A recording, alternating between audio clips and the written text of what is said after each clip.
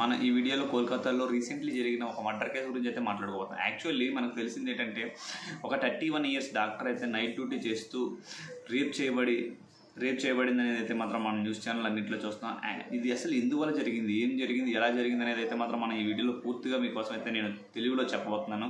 ఫస్ట్గా మనం చూసుకుంటే మెయిన్లీ అది ఆగస్ట్ 9th అన్నమాట. ఆగస్ట్ 9th నైట్ అరౌండ్ 3 నుంచి 3:45 మధ్యలో అయితే మాత్రం ఇన్సిడెంట్ జరిగింది అనేది అయితే మాత్రం మనకు అన్ని న్యూస్ ఛానల్ అయితే చెప్పడం జరిగింది అండ్ పోలీస్ వాళ్ళు కూడా చెప్పడం జరిగింది. అసలు యాక్చువల్లీ ఆగస్ట్ 9th నైట్ ఏం జరిగిందంటే ఫస్ట్గా ఆగస్ట్ 9th ఒక 31 ఇయర్స్ పీజీ చదువుతున్న అమ్మాయి డాక్టర్ జాబ్ చేస్తుందన్నమాట, ప్రైవేట్ జాబ్ కింద. తను ఏంటంటే ఆ రోజు హాస్పిటల్లో నైట్ డ్యూటీ చేస్తుంది. అరౌండ్ 36 అవర్స్ నుంచి తను డ్యూటీ చేస్తుందన్నమాట. ఆ రోజు తను వాళ్ళ జూనియర్ డాక్టర్స్తో కలిపి మ్యాచ్ చూసిందన్నమాట. జవలిన్ త్రో మన ప్యారిస్ ఒలింపిక్స్ చూస్తూ ఉందన్నమాట. ఆ రోజు నైట్ 2 o'clock అయిపోయిన తర్వాత తను డిన్నర్ వాళ్ళ జూనియర్ డాక్టర్స్తో డిన్నర్ అయితే చేయడం జరిగింది. డిన్నర్ చేసిన తర్వాత తను రెస్ట్ తీసుకోవడానికని అరౌండ్ 3 o'clock అయితే మాత్రం తను అక్కడ సెమినార్ హాల్లోకి అయితే వెళ్ళడం జరిగింది. అదే టైంలో మనకి సుమన్ రాయ్, ఈ ఇన్సిడెంట్కి మెయిన్ కారణం ఎవరంటే సుమన్ రాయ్ అన్నమాట. అసలు సుమన్ రాయ్ ఎవరో ఏంటి అనేది అయితే మాత్రం మీకు ఇన్సిడెంట్లో చెప్పబోతున్నాం. మెయిన్గా సుమన్ రాయ్ అనేవాడు ఏంటంటే అక్కడ పోలీసులకి మరియు సివిల్లో ఏమైనా ఇన్ఫర్మేషన్ ఏమైనా జరిగినా, హాస్పిటల్లో ఏమైనా జరిగినా సరే, చుట్టుపక్కల ఏమైనా ఇన్ఫర్మేషన్ జరిగితే వాళ్ళు ఏంటంటే పోలీసులకు తయారు చేస్తారన్నమాట. ఆ సుమన్ రాయ్ ఏంటంటే సివిల్ సర్వెంట్ అంటారన్నమాట. అతను ఏం చేస్తాడంటే ఏమైనా ఇన్సిడెంట్ ఏమైనా జరిగితే పోలీసులకు సమాచారం ఇవ్వడం అన్నమాట. హాస్పిటల్లో జరిగిన, బయట జరిగిన వాళ్ళని చేస్తారన్నమాట. అతను ఆల్రెడీ అతని మీద చాలా కేసులు ఉన్నాయన్నమాట. ఆల్రెడీ తనైతే 4 పెళ్ళిళ్ళు అయితే చేసుకోవడం జరిగింది. వాళ్ళ నలుగురితో అయితే మాత్రం నలుగురు కూడా వీడి మీద ఎగెనిస్ట్గా కేసెస్ అవి పెట్టారు. వీడు ఏంటంటే పాన్ వీడియోస్ అవి ఎక్కువగా చూస్తూ ఉంటాడట, మళ్ళీ అమ్మాయిలతో వ్యభిచారం చేస్తుంటా. డాక్టర్ హాస్పిటల్లో కూడా చాలాసార్లు కంప్లైంట్ వచ్చిందన్నమాట. ఇలా చేస్తూ ఉంటాడు, అలా చేస్తూ ఉంటాడు, అమ్మాయిలతో ఇలా బిహేవ్ చేస్తాడు, అక్కడ హాస్పిటల్ స్టాఫ్తో ఇలా బిహేవ్ చేస్తాడు, చాలా కంప్లైంట్లు వచ్చినా సరే ఎవరు యాక్షన్ తీసుకోలేదు అసలు అతని గురించి. అసలు యాక్చువల్లీ ఆ రోజు నైట్ ఏం చేశాడంటే దాని ముందు రోజు ఆగస్ట్ 8th ఈవినింగ్ ఆ సుమన్ రాయ్ ఎవరినో తీసుకువచ్చి వాళ్ళకి ఎక్స్రే అది చేయించాడనమాట. ఎక్స్రే అది చేయించి వాళ్ళ దగ్గరే ఉండి వాళ్ళ ఫ్యామిలీతో పాటు ఫుల్గా మందు అది తాగాడనమాట. ఫుల్గా మందు అది తాగి నైట్ అరౌండ్ 3 o'clock అయితే తను వెళ్ళిన రూమ్లోకి, తన సెమినార్ హాల్లోకి వెళ్ళింది కదా, అదే రూమ్లోకి తను కూడా వెళ్ళాడనమాట. వెళ్ళి అయితే మనకు ఎలా తెలిసిందంటే తను చేసాడా చేయలేదనేది అనేది మనకైతే సీసీ కెమెరా ఫుటేజ్ ద్వారా తెలిసిందన్నమాట. తను బ్లూటూత్ పెట్టుకున్నాడు అనమాట. వెళ్ళేటప్పుడైతే మాకు బ్లూటూత్ కనిపించింది, వచ్చేటప్పుడైతే బ్లూటూత్ కనిపించలేదు అనమాట. ఫస్ట్లో తను అడిగితే తర్వాత ఇన్సిడెంట్ జరిగిపోయిన తర్వాత తను వెళ్ళి మొత్తం రక్తమాతుకులన్నీ చెరిపేసి తను హ్యాపీగా పడుకున్నాడు. కానీ తర్వాత తను అడిగితే చేయలేదని చెప్పాడు అనమాట. పోలీసులు, హాస్పిటల్ ప్రిన్సిపల్ వాళ్ళందరూ ఏం చెప్పారంటే అసలు మాకు ఇది అసలు సూసైడ్ కేసు అని చెప్పేశారు అనమాట ఫస్ట్లో. కానీ మనకి ఇప్పుడు తెలిసింది సీసీ కెమెరా ఫుటేజ్ అవన్నీ చూసిన తర్వాత మనకైతే మాత్రం కన్ఫర్మ్ జరిగింది ఇది పక్కా మర్డర్ అనే. కానీ యాక్చువల్లీ తన బాడీ చూస్తే తన బాడీ మీద అసలు డ్రెస్ అనేది లేదు. అండ్ చూస్తే మనకి తన స్పెట్స్ పెట్టుకుంటే వీడు ఏంటంటే ఈ సుమన్ రాయ్ అనేవాడు ఒక బాక్సర్ అన్నమాట. వీడియో ఏంటంటే ఫుల్గా తను గుద్దేసి, మొక్కల మీద గుద్దేసి, మెడ ఎత్తుకొని నేలను కొట్టేసి మొత్తం తనంతా రక్తం అన్నమాట. బాడీ పార్ట్స్ ఎక్కడ చూసినా రక్తం అన్నమాట. కళ్ళల్లో నుంచి రక్తం వచ్చింది, 2 కళ్ళల్లో నుంచి రక్తం, ఒంటి మీద రక్తం, నెడ రక్తం, మళ్ళీ థైరాయిడ్ ఇది ఉంటుంది కదా, ఇది కూడా విరిగిపోవడం అనేది జరిగింది. తనకి మొత్తం కాళ్ళు అవన్నీ రక్తం వచ్చేసి మొత్తం అంతా డ్రెస్ లేకుండా మొత్తం పార్ట్స్ అన్నీ ఇష్టం వచ్చినట్టు రక్తంతో ఉన్నాయన్నమాట. ఇష్టం వచ్చినట్టు చేశారన్నమాట. అయితే యాక్చువల్లీ ఇది పోలీసులు ఏం చెప్తున్నారంటే ఇది కోల్కతా కోర్టులో అయితే మాత్రం హైకోర్టు ఏం చేసిందంటే ఈ కేసుని సిబిఐకి అయితే మాత్రం ఇవ్వడం జరిగింది. అండ్ సిబిఐ వాళ్ళు అయితే ఇన్వెస్టిగేషన్ అయితే మాత్రం స్టార్ట్ చేశారు. అండ్ మెయిన్గా మనం చూసుకుంటే ఈ ఇన్సిడెంట్లో ఇది చేసింది అయితే మాత్రం మనకు పోస్ట్ మార్టం రిపోర్ట్లో చూస్తే దారుణంగా, అంటే తన బోన్స్ అవన్నీ ఇరిగిపోవడం, తనకు మొత్తం బ్లడ్ అంతా బాడీ పార్ట్స్ అంతా బ్లడ్ అవ్వడం అవన్నీ చూస్తే, తన బాడీలో సిమెన్ చూస్తే ఎవరైనా సెక్స్ చేస్తే 1.5% స్పెర్మ్ అయితే రిలీజ్ అవుతుంది. కానీ తన బాడీలో అయితే 150% సెమెన్ ఉందని చెప్తున్నారు అనమాట. దీని ప్రకారం చూసుకుంటే ఇది ఒక్కరు చేసిన ఇన్సిడెంట్ కాదని ఒక గ్రూప్లో చేసిన ఇన్సిడెంట్ జరుగుతుందన్నమాట.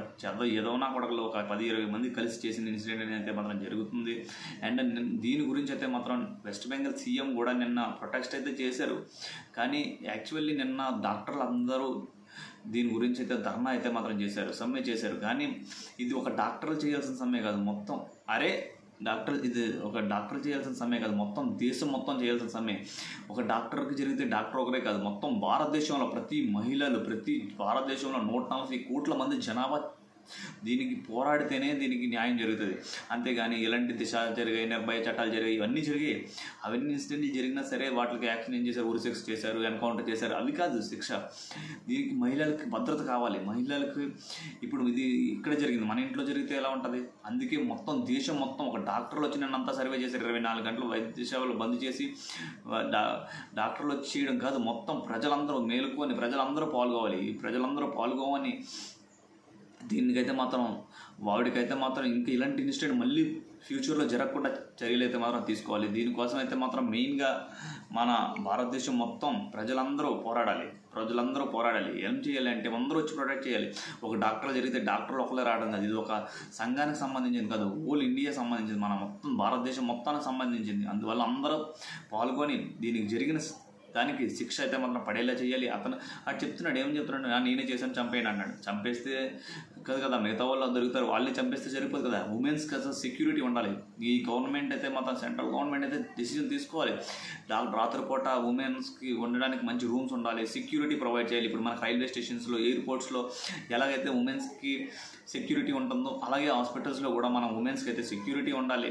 సెక్యూరిటీ ఉంటేనే వాళ్ళకి సేఫ్టీ ఉంటుంది. ఇలాంటి ఇన్సిడెంట్స్ ఇంకెప్పుడు లైఫ్లో జరగకూడదంటే ఫుల్ సెక్యూరిటీ పవర్స్ అన్ని పెంచాలి. ఉమెన్స్కి అయితే నైట్ డ్యూటీస్ తగ్గించాలి.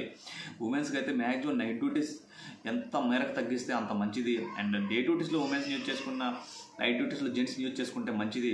అండ్ ఇలాంటి ఇన్సిడెంట్ మళ్ళీ ఎప్పుడు ఇండియాలోనే కాదు వరల్డ్లో ఎక్కడ జరగకూడదు. ఎంత బాధాకరం, వాళ్ళ పేరెంట్స్ ఎంత బాధపడుతూ ఉంటారో ఇలాంటి ఇన్సిడెంట్ చూసి. నేను దేవుడిని కోరుకునేది ఒకటే, దేవుడు ఇలాంటి ఇన్సిడెంట్స్ ఎప్పుడు రాకూడదు. ఆ ఫ్యామిలీకి మీరు అండగా ఉండాలి. ఈ భారతదేశానికి మొత్తం ఇలాంటి యదవనా కొడకలందరినీ పారేయాలని, ఇలాంటి ఇన్సిడెంట్ లైఫ్లో ఎప్పుడు జరగకూడదని అయితే కోరుకుంటాను. And west Bengal CM Mamata Banerjee కూడా చెప్పారు, అతన్ని అయితే మాత్రం ఉరి తీయడం జరుగుతుందని. ఉరి తీయడమే కాదు, అండ్ వెస్ట్ బెంగాల్ సీఎం అయ్యుండి మమతా బెనర్జీ గారు మీరు చేయాల్సింది ఏంటంటే, మెయిన్గా మీరు ఒక రాష్ట్రానికి సీఎం అయ్యారు కాబట్టి మీరు కొత్త లాస్ ఇంప్లిమెంట్ చేయండి.